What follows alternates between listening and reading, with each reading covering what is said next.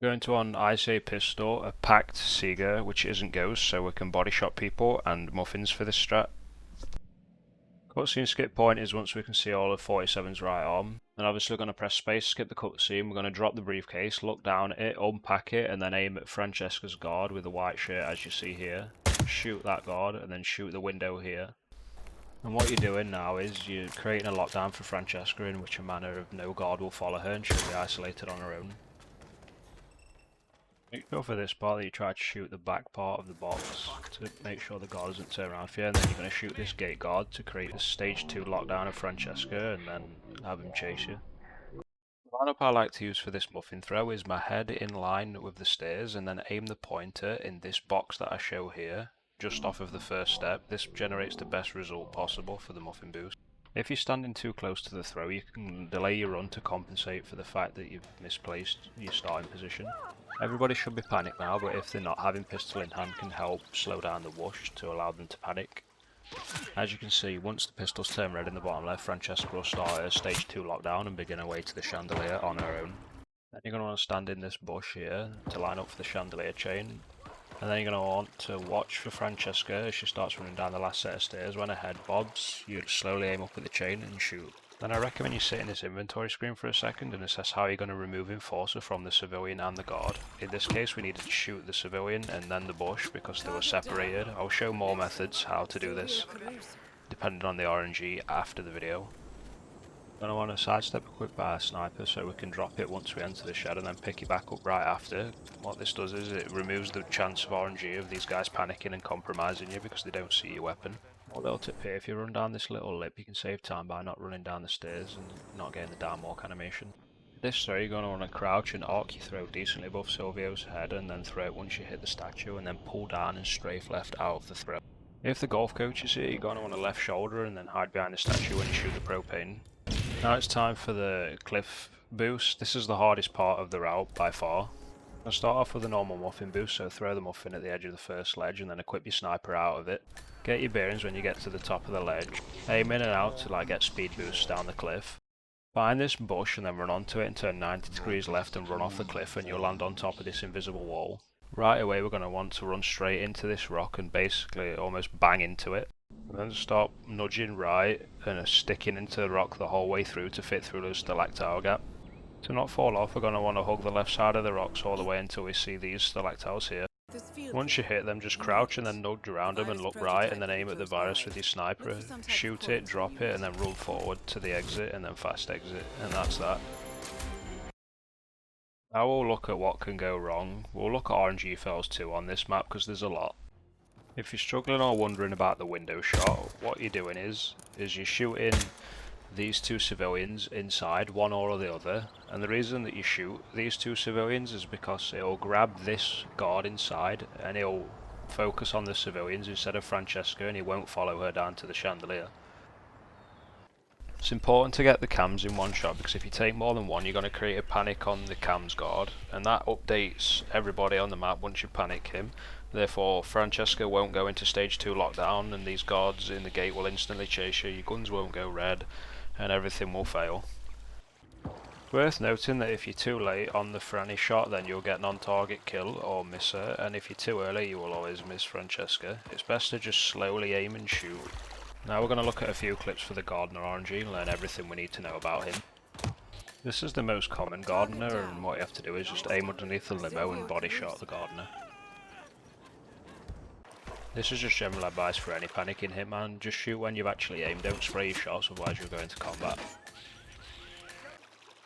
If the Gardener panics left, just shoot the bush and don't worry about him and just stay out of his range. Target down. Next up, Silvio Caruso. If the Gardener panics right, you want to shoot the bush for the guard and then shoot the civilian in the body without moving too far off your original starting point, otherwise you'll go into combat. If you deem the Gardener too much of a pain to get taking force away from him, just deal with the guard as shooting the bush as you always can, and then when you get near the Gardener, if he's still got the Enforcer dot above his head, just drop the sniper and put your pistol away, and then he can't compromise. If you find that the golf coach is always spawning on you and he's giving you problems, just run up to the shed door and then line up with the statue like I do and then shoot the bottom of it to create a distraction, and what that will do is it will pull the golf coach away. It's worth noting that the golf coach is only there when you have high FPS, so you can also cap your FPS to stop him. If you don't hug the rock early, you'll get stuck on the stalactile and you can't just nudge through to get in. What you have to do is you have to back off, then hug the rock and then come back in. As you can see, look, I can't squeeze through until I back off and reset. If we're not careful on sticking to the left, you're going to run off the invisible ledge and die. Do recommend learning whatever you want to call the ghost walk, but if you are struggling with it, and even if you're not and you're actually going for it, always smuggling an EMP in the lab is a great backup. So if you want to go for it and then you fail it as such, just run over to the smuggle point, pick up the briefcase, then sidestep equip it instead of unpacking it, that's faster, and then just arc the throw over this box, high and good, and then just blow it up and you beat Sapi again. I will go over a few extra time saves that I do, but I don't recommend everyone to learn them right out of the gate. Three main changes for a faster Franny is the cutscene. You'll skip it right as you see the blue watering can in the bottom right, and then you'll shoot the gate guard first, then Franny's guard, and then the civilian inside to lock on that guard. And then also out of this snipe onto the door lock, you can equip pistol to shoot the recording device, which is faster than using a sniper, of course.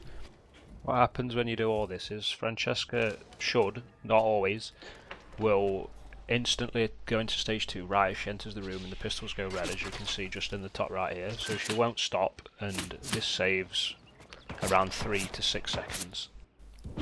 None of this is any harder, but it does introduce more RNG, so this is why I don't recommend it to everyone, and we'll go over what can go wrong from doing this. The only issue it introduces is the RNG factor that Francesca can just stop at any point during the panic and wait for her guards. If she's not set off onto stage 2 lockdown by 27 to 28 seconds, then you know that the guards, she's waiting on her guards and they're going to catch up. And then they're all going to run down together and you'll get a non-target kill when you shoot them. Here's just the second example of when she can stop. It's down at the stair point here, she can wait for a guard. And as you can see, when I shoot the Chandelier, there'll be a guard right on top of her and you'll get the non-target kill and lose the run. We'll look at the cliff slide next with the gun. It's all skill and there's no RNG introduced from it. I do my best here to try and do a cliff slide tutorial, but it's mainly just muscle memory and you've got to put a lot of hours in to get it down, but I'll do my best to teach it in video here. So it's a standard stair boost. Throw the muffin at the edge of the first step as normal. Whip pistol straight after the throw and run forward. Then after we're on the ledge, we're going to want to turn around, look 45 degrees down, and crouch, and hip fire our pistol. Whilst back walking, and then drop the pistol and spin around and run into this location. Let's go over a quick troubleshoot segment for the actual cliff slide part. For the first one, we're just going to look at our aim angle, if we aim too high or too low. The result for too high is obvious, that we'll just not cliff slide and we'll just stick in position. Then if you aim too low, you're going to get hunted from the guard on your right. The easy fix is to just not aim too high or too low. So you want to aim 45 degrees down and then you won't get hunted. Next we'll look at slide angles. If too far left or too far right, this one's too far left, so we're going to miss the invisible and then land on the bottom floor. And then the next one we're going to angle too far right and we're going to land in the water. Two targets down. Now destroy the virus.